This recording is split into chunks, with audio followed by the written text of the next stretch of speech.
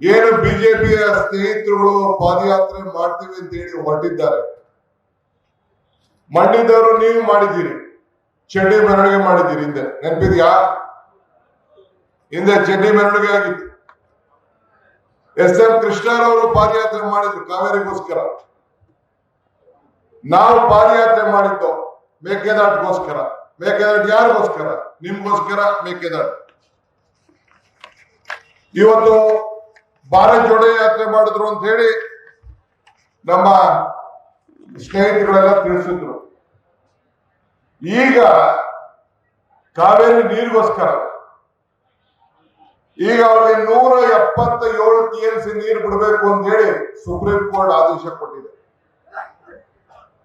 ಮೊನ್ನೆ ಕುಮಾರಸ್ವಾಮಿ ಮೀಟಿಂಗ್ ಕರೆದಿದ್ದು ಅವ್ರನ್ನ, ಬಿಜೆಪಿ ಅವ್ರನ್ನೆಲ್ಲ ಬರ್ರಪ್ಪ ರವಿ ಮೀಟಿಂಗ್ ಕರೆದಿದ್ದೆ ನಾವು. ಮಳೆ ಬರಲಿಲ್ಲ, ಏನ್ ಮಾಡ್ಬೇಕು ಅಂತ ಕೇಳಕ್ಕೆ. ನಾನೇನೋ ದ್ರಾಕ್ಷಿ ಗೋಡಂಬಿ ತಿನ್ನಕ್ ಬರ್ಬೇಕಾ ಅಂತ ಕೇಳಿದ್ರು.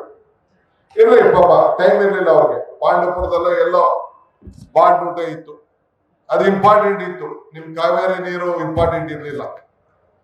ಇರ್ಲಿ, ಅವ್ರು ಏನ್ ಬೇಕಾದ್ರೆ ಮಾಡ್ಕೊಳ್ಳಿ. ನಮ್ಮ ಕೇಂದ್ರ ಸರ್ಕಾರ ಸುಪ್ರೀಂ ಕೋರ್ಟ್ ಇಲ್ಲಿವರೆಗೂ 49 TMC ಬಿಡಬೇಕು ಅಂತ ಹೇಳಿ ಲೆಕ್ಕಾಚಾರ ಇಟ್ಟಿದೆ. ಈಗ ನಾವು 148 TMC ನೀರನ್ನ ತಮಿಳುನಾಡಕ್ಕೆ ಬಿಟ್ಟಿದ್ದೀವಿ. ಇಲ್ಲಿಗೆ ಬಿಳಗೊಂಡ್ಲಕ್ಕೆ ಬಿಟ್ಟಿದ್ದೀವಿ. Extra 99 TMC ಬಿಟ್ಟಿದ್ದೀವಿ.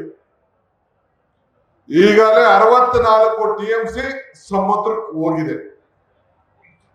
ಈಗ ಮೇಕೆದಾಟಿಗೆ ಪಾದಯಾತ್ರೆ ಮಾಡಕ್ಕೆ ಹೊರಟಿದ್ ಯಾಕಪ್ಪ ಅಂದ್ರೆ, ಈ ಎಕ್ಸ್ಟ್ರಾ ನೀರು ಹೋಯ್ತಲ್ಲ, ಅದನ್ನ ತಡೆಗಟ್ಟಕ್ಕೋಸ್ಕರ 66 TMC ನಿಲ್ಲಿಸಿ ಈ ನಮ್ಮ ಕಾವೇರಿ ಜಲಾನಯ ಪ್ರದೇಶದ ಜನರಿಗೆ ನೀರು ಕೊಡಬೇಕು ಅಂತ ಹೇಳಿ ಈ ಪಾದಯಾತ್ರೆಯನ್ನ ನಾವು ಮಾಡಿದ್ದೀವಿ.